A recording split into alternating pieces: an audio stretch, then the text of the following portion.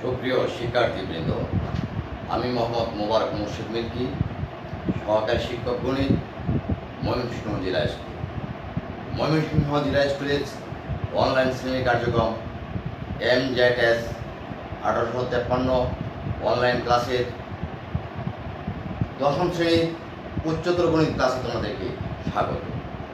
শিক্ষার্থীবৃন্দ, এই করোনা মহামারীর সময়ে তোমরা সবাই নিজ নিজ গৃহে নিরাপদে অবস্থান করছো, সেই প্রত্যাশা রাখছি। নিশ্চয়ই আমরা এই করোনা যুদ্ধে ঘরে থেকেই এর বিরুদ্ধে প্রতিরোধ করে আমরা জয়ী হব। শিক্ষার্থীবৃন্দ, আমরা গতদিন উচ্চতর গণিতে আলোচনা করতে গিয়ে ত্রিকোণমিতির 8-এর 3 অধ্যায় নিয়ে আলোচনা করেছিলাম।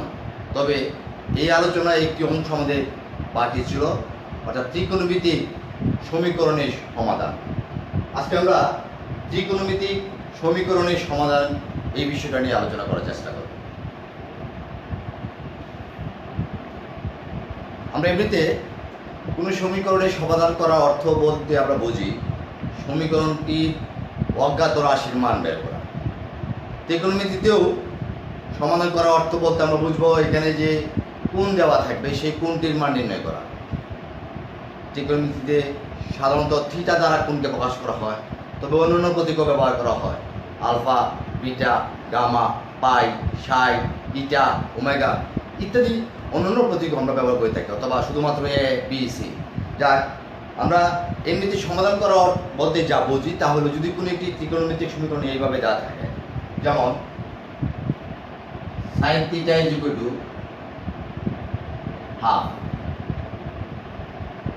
এটিকে আমরা এইভাবে লিখতে পারি যে sine theta is equal to sine কত ডিগ্রি মান হাফ, সাইন 30 ডিগ্রি মান হাফ, অর্থাৎ সাইন π/6। সেক্ষেত্রে সুতরাং আমরা লিখব থিটা ইজ ইকুয়াল টু π/6। অর্থাৎ এই সমীকরণটিতে সমাধান করলে আমরা থিটার মান পাবো π/6। তবে আমাদের আজকের সমাধানটিতে এরকম শুধু সূক্ষ্মকোণের বেলায় এরকম সমাধান আমরা করে থাকি। তবে আমাদের যখন বড় কোণ নিয়ে আমরা কাজ করব এবং সেই ক্ষেত্রে চতুর্ভাগের প্রশ্ন চলে আসবে, কোণের চিহ্নের প্রশ্ন চলে আসবে, সেই ক্ষেত্রে সমাধানটি একটু ভিন্ন হবে। আমরা তোমাদের বইয়ের 8-এর 3 অনুশীলনীর 11 নম্বর প্রশ্নে আমরা এরকম একটি সমাধান নিয়ে দেখি কি করা যায়।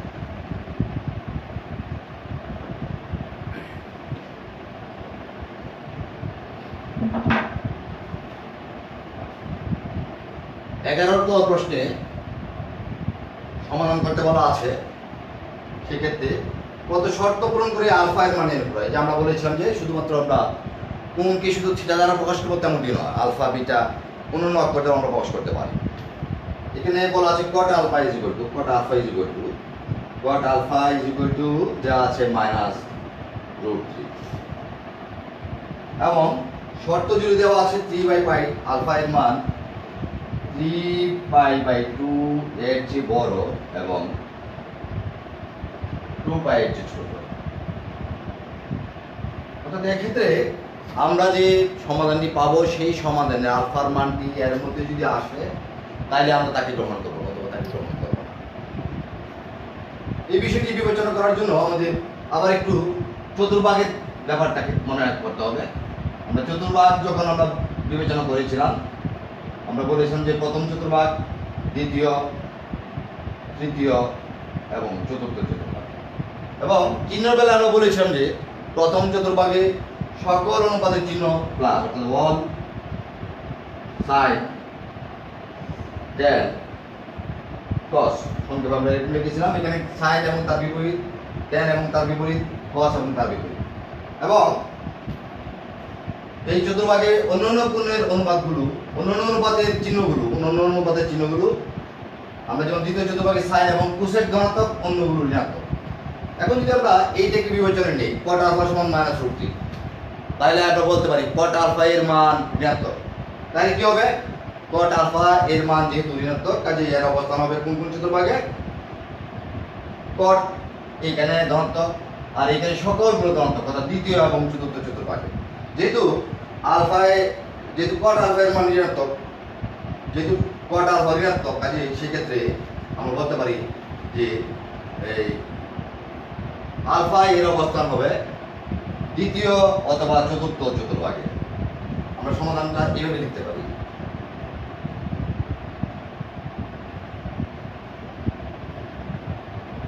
কট আলফা ঋণাত্মক,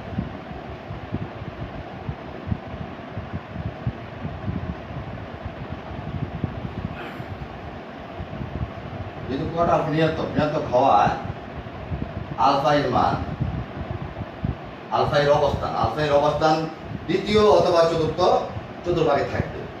আলফা এর অবস্থান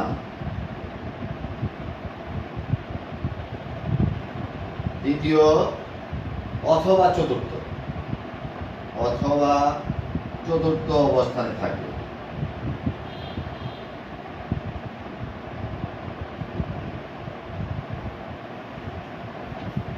চতুর্ভাগে, দ্বিতীয় অথবা চতুর্থ চতুর্ভাগে থাকবে।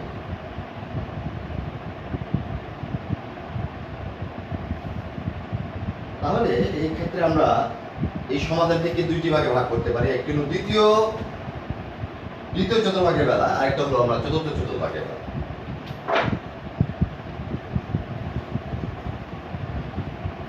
প্রথমে আমরা লিখি দ্বিতীয় চতুর্ভাগের বেলা কি হবে। দ্বিতীয় চতুর্ভাগে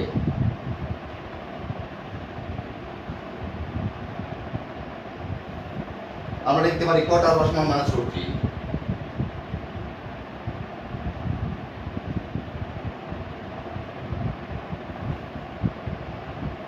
অর্থাৎ লক্ষ্য করো আমাদের এখানে একটা ব্যাপার খেয়াল করে রাখতে হবে।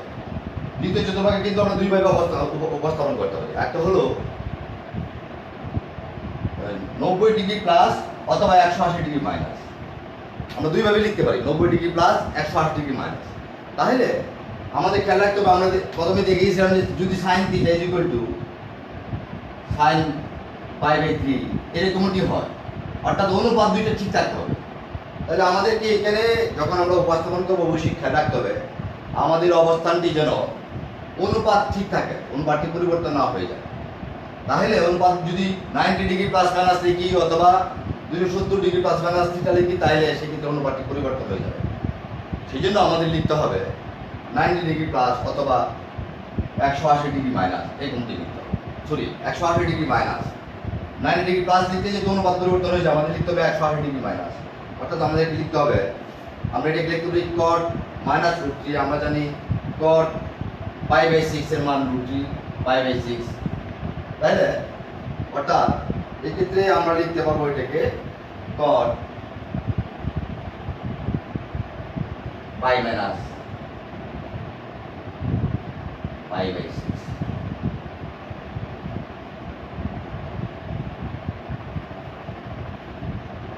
অর্থাৎ একটা মান কত আসে, কট 6 লসাগু 6 π - π, that means caught π/6।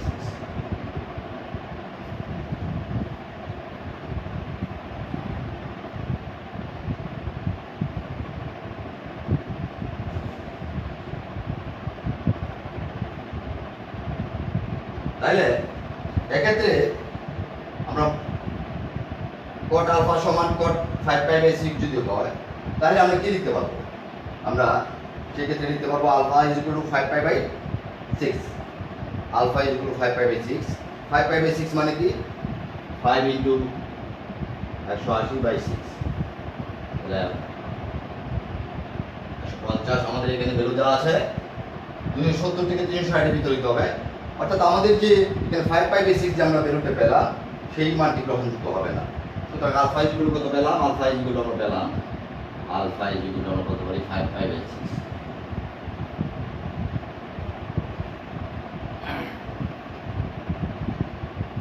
Alpha is equal two আমরা পেলাম 5π/6। কিন্তু আমাদের শর্তটি দেওয়া ছিল আলফা এর মান 270 এর চেয়ে বড় কিন্তু 360 এর চেয়ে ছোট।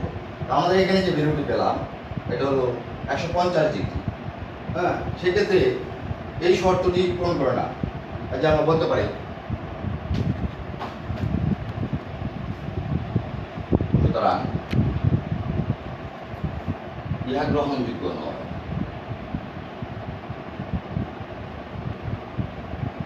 কেন গ্রহণযোগ্য নয়? কেননা আমাদের বলে দেওয়া আছে 3π/2 এর চেয়ে আলফা এর মান বড় হবে এবং এর চেয়ে 2π এর চেয়ে এবং 2π এর চেয়ে ছোট হবে। কাজে এর মধ্যে এটা অবস্থান না হয় আমরা আলফা সমান 5π/6 যে ভ্যালুটি পেলাম সেটাকে গ্রহণ করতে পারছি। এবার আসা যাক চতুর্থ চতুর্ভাগে। আমরা যদি চতুর্থ চতুর্ভাগের বেলা দেখি, চতুর্থ চতুর্ভাগে আমাদের কি অবস্থান হয় সেটা দেখো। চতুর্থ চতুর্ভাগে আমরা বলছিলাম যে প্রথম, দ্বিতীয়, তৃতীয়, চতুর্থ। চতুর্থ চতুর্ভাগে আমরা লিখতে পারি দুইভাবে। চতুর্থ চতুর্ভাগে কোণের অবস্থানটিকে আমরা দুইভাবে লিখতে পারি 270 ডিগ্রি প্লাস থিটা অথবা 360 ডিগ্রি মাইনাস থিটা। আমরা 270 ডিগ্রি যদি প্লাস থিটা লিখি তাহলে অনুপাতে পরিবর্তন যেহেতু হয়ে যাবে, তখন আমরা সমাধানটি করতে পারবো না। সেক্ষেত্রে অবশ্যই আমাদের লিখতে হবে 260 ডিগ্রি 360 বিয়োগ 360 মাইনাস থিটা, এইভাবে লিখতে হবে। তাহলে এক্ষেত্রে আমরা লিখতে পারবো cot 2π মাইনাস 5/6, যেহেতু 5/6 এর মান হলো √3, এতে মান কি আসবে? এতে মান আসবে 6 লসাগু 12π মাইনাস 5। দ্যাট মিনস cot 11π/6 তাহলে cot আলফা সমান cot 11π/6, therefore alpha is equal to 11π/6 এবং 11π/6 মানে কত? 11π হলো 11 ইনটু তাহলে 3 এগারোতে 330। তো আমাদের যে শর্ত ছিল 360 এর চেয়ে ছোট 270 এর চেয়ে বড়, সেই শর্তটি এই কোণটি পূরণ করে, ইহা গ্রহণযোগ্য। নয় না, ইহা গ্রহণযোগ্য আমরা বলে দিলাম। তাহলে সমাধানটি আমরা কি পেলাম? আমরা সমাধান পেলাম মূলত আলফার মান 11π/6। 11π/6 এই মানটি এখানে গ্রহণযোগ্য।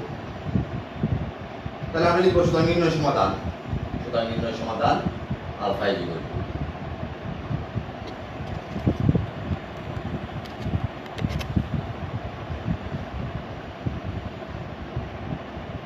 11π/6। তাহলে এইভাবে আমরা সূক্ষ্মকোণ যদি না হয়, সূক্ষ্মকোণের চেয়ে বড় কোণগুলো হলে কিভাবে সমাধান করতে পারবো সেই ব্যাপারটা আমরা দেখলাম। এখানে অবশ্যই আমাদের চতুর্ভাগ এবং চিহ্নকে প্রাধান্য দিতে হবে এবং সেই অনুযায়ী আমাদের কোন চতুর্ভাগে পড়লো তার প্রেক্ষিতেই এখানে সমাধানটি করতে হবে। এবং এখানে যে শর্তটি যা থাকবে, এই শর্তটি অর্থাৎ এখানে যে কোণের লেন্থটা বলে দেওয়া আছে 270 এর চেয়ে বড় এবং 360 এর চেয়ে ছোট। কাজে আমরা এর মধ্যে যদি কোণকে পাই তাহলে আমরা তাকে গ্রহণ করবো, অথবা অন্যটা ওইটাকে বলবো যে গ্রহণযোগ্য নয়। যাক, আমরা আরেকটা সমাধান দেখি।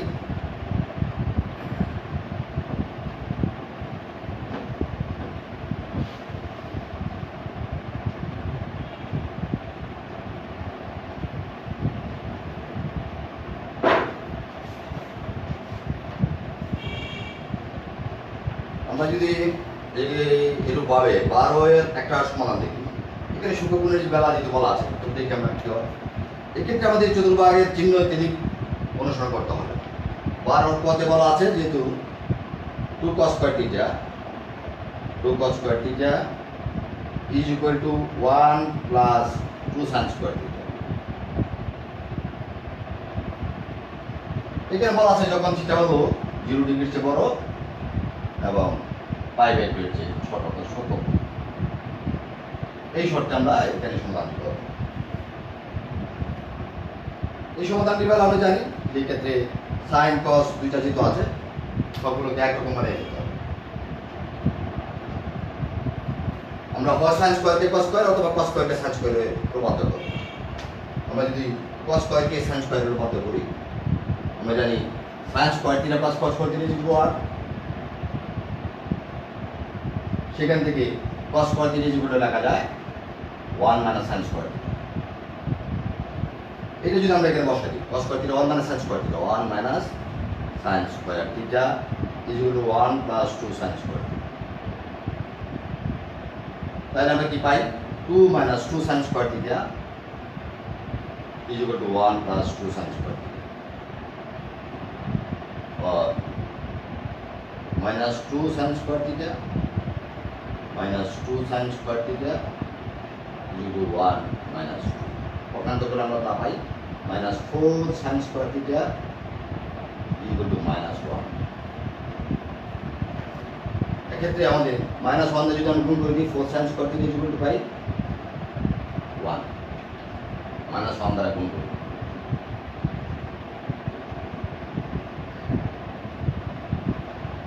তাহলে sin square theta সমান কি পাই sin square theta সমান পাই আমরা 1/4 তাহলে sin theta কি হবে sin theta হবে এর বর্গমূল অর্থাৎ প্লাস মাইনাস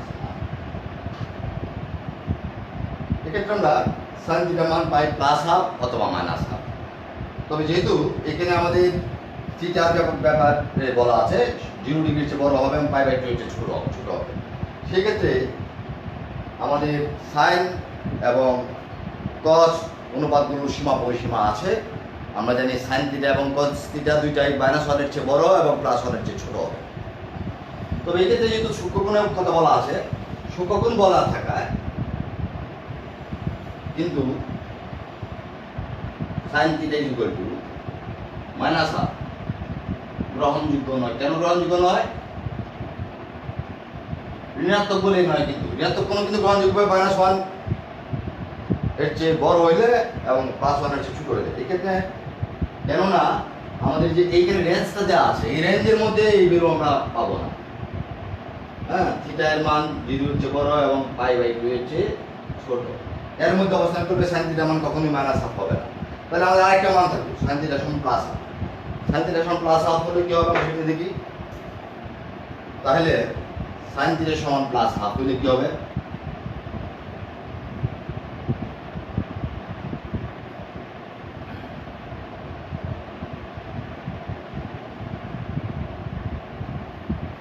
সুতরাং sin থিটা সমান হাফ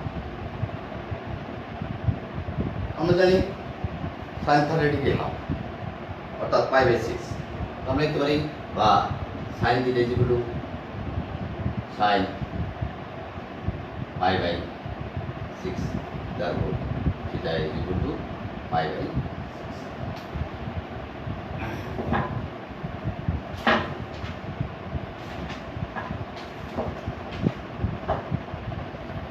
তাহলে নির্ণয় সমাধানটা কি পাইলাম আমরা এই ক্ষেত্রে থিটা ইজ ইকুয়াল টু π/6 আমাদের শর্ত ছিল থিটা এর মান 0 এর চেয়ে বড় এবং π/2 এর চেয়ে ছোট এই শর্তটি সে পূরণ করেছে কাজে আমাদের সমাধান আমরা সেটাকে সমাধানে এবার এই মানটিকে গ্রহণ করতে পারব দেখি আমরা আরেকটা সমাধানে যাই 13 নম্বরের দিকে একটা সমাধান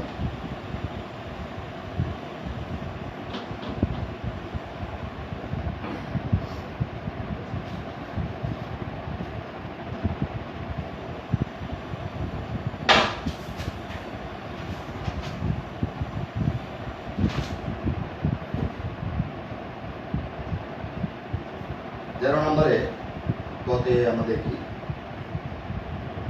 2 sin square theta plus 3 cos theta 2 sin square theta plus 3 cos theta is equal to 0 শর্ত দেওয়া আছে ক্ষেত্রে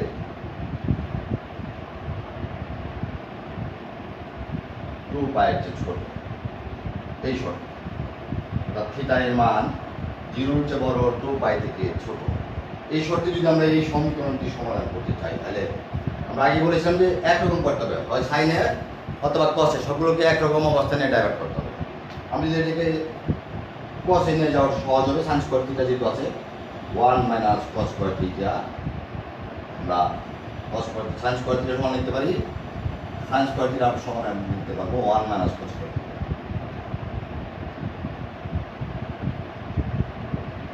তো plus 3 cos theta is equal to 0 এটাকে যদি আমরা সমাধান করার চেষ্টা করি 2 minus 2 cos square theta plus 3 cos theta is equal to 0 minus 1 এর গুণ করে দেওয়া এগুলি দিয়ে ব্রেক ফ্যাক্টরটা ফরম্যাটে লিখি minus 3 cos theta minus 2 is equal to 0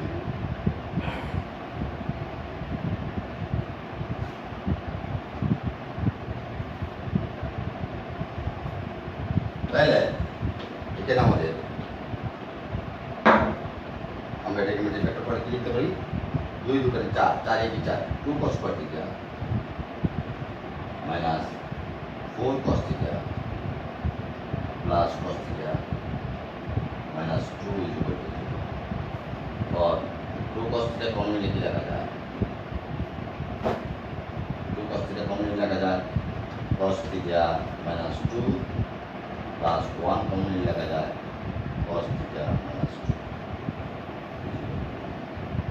তাহলে আমরা কি পাই থেকে cos theta minus 2 কমন থাকে 2 cos theta plus 1 is equal to 3 তাহলে হয় cos theta minus 2 is equal to 0 অথবা 2 cos theta plus 1 is equal to 0 আমরা জানি আমাদের দুটি রাশি গুণফল অর্থাৎ x into y is equal to 0 হলে হয় x is equal to 0 হবে অথবা y is equal to 0 তাহলে এখানে আমরা দুইটা ফ্যাক্টর আমরা পেয়েছি তাহলে cos theta minus 2 সমান 0 হতে হবে অথবা 2 cos theta plus 1 সমান 0 তাহলে এখানে দুইটা মানই কি আমরা গ্রহণ করতে পারবো কিনা সেটা আমরা দেখবো যদি গ্রহণ করা যায় গ্রহণ করবো গ্রহণ করা না গেলে যৌক্তিক কারণ থেকে আমরা ঠিক বাদে দিই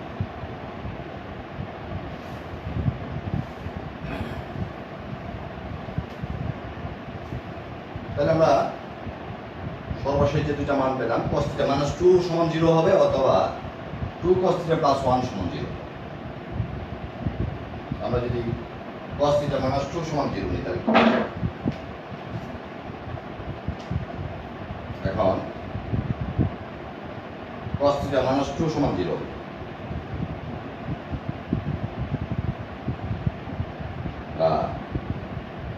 cos theta is equal to কিন্তু sin theta এবং cos theta মানের যে সীমার কথা আমরা বলেছিলাম সেক্ষেত্রে sin theta এবং cos theta মান -1 থেকে কিন্তু আমরা বলতে পারি -1 এর চেয়ে cos theta ছোট বড় এই শর্ত যেহেতু থাকতে হবে cos theta এর মান অবশ্যই 1 এর চেয়ে ছোট অথবা সমান -1 এর চেয়ে বড় অথবা সমান হতে হবে কাজে এই শর্তটি সুতরাং cos theta is equal to 2 গ্রহণযোগ্য নয়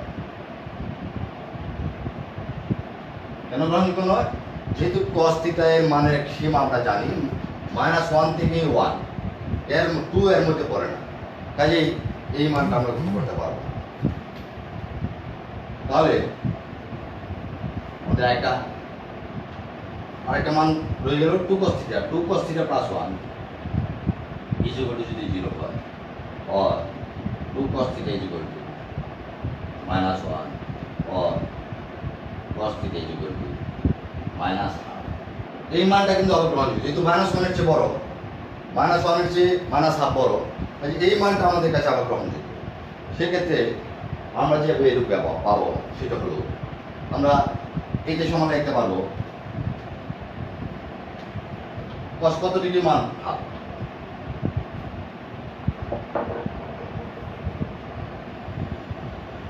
cos 60 ডিগ্রি মান হাফ আমরা এটাকে খুব সহজেই এভাবে লিখতে পারি cos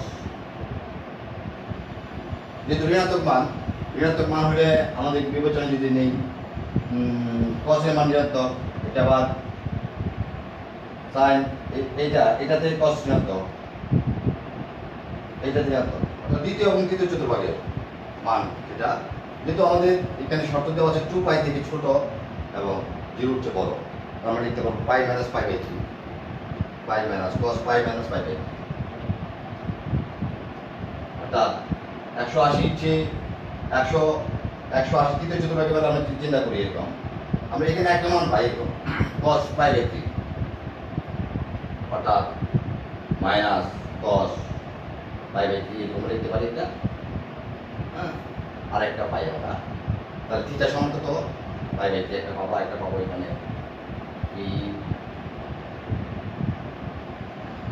cos 3 পাই মাইনাস পাই অর্থাৎ cos 2 pi by 3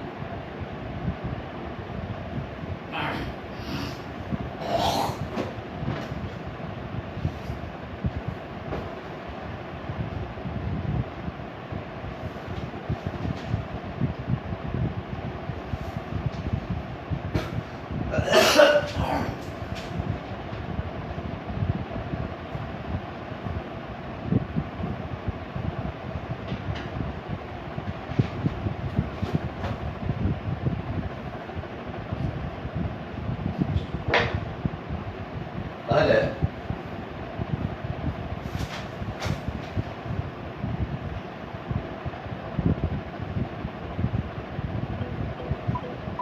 এখানে যেমন একটা ভ্যালু এরকম দেখা যাবে pi minus pi by 3, pi minus pi by 3, আবার দেখা যাবে পাই প্লাস, কিন্তু তখন তৃতীয় চতুর্ভাগের বেলা আমরা দ্বিতীয় চতুর্ভাগের বেলা লিখলাম পাই মাইনাস পাই বাই 3, পাইলাম cos 2 পাই বাই 3, তাহলে থিটা সমান পেলাম theta is equal to 2 pi by 3। কিভাবে আবার লিখতে পারবো?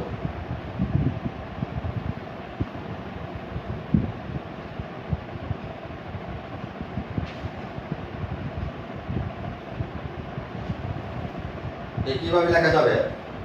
cos theta is equal to cos 2 pi by 5, 2 pi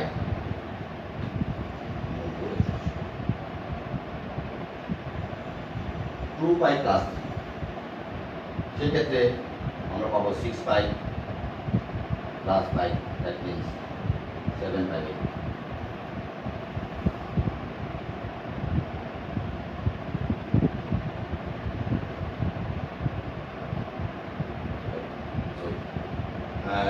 plus pi plus 3 pi plus pi, 3 pi plus pi, 4 pi by 4 pi by 3, theta পাবো 2 pi by 3। তাহলে আমরা এক্ষেত্রে মান পেলাম 2 পাই বাই 3, 4 পাই বাই 3। আগেটা ছিল 2 pi by 3, pi minus pi by 3 তে আমরা মান পেলাম, পাই মাইনাস পাই বাই 3 তে মান পেলাম কত? পাই মাইনাস পাই বাই 3 তে মান পেলাম 2 পাই বাই 3, আর এখন পেলাম 4 পাই বাই 3। তাহলে নিন সমাধানটা তাহলে আমাদের কি হলো? Theta is equal to 2 pi by 3 একটা 4 pi by 3, 2 pi by 3, 4 pi by 3। এবং এই যে দুইটা কোণেই এই শর্ততে মানে এই রেঞ্জের মধ্যে পড়ে। এইভাবে আমরা ত্রিকোণমিতিক সমীকরণগুলো সমাধান করতে পারবো। সুপ্রিয় শিক্ষার্থীবৃন্দ, আমাদের 8-এর 3-এর যে সকল বিষয়বস্তু এখানে আলোচনা করা হয়েছে তার সবগুলি আমরা উপস্থাপন করার চেষ্টা করব। আশা করি তোমরা চর্চা করলে অবশ্যই এই চ্যাপ্টারে ভালো করতে পারবে। তাই সবাই ভালো থেকো, সুস্থ থেকো। বাড়ির কাজ হিসেবে তোমরা তোমাদের বইয়ে 13 নম্বর যে প্রশ্নটি আছে এর বাকি অঙ্কগুলো সমাধান করো। সবাই ভালো থেকো, সুস্থ থেকো, আল্লাহ হাফেজ।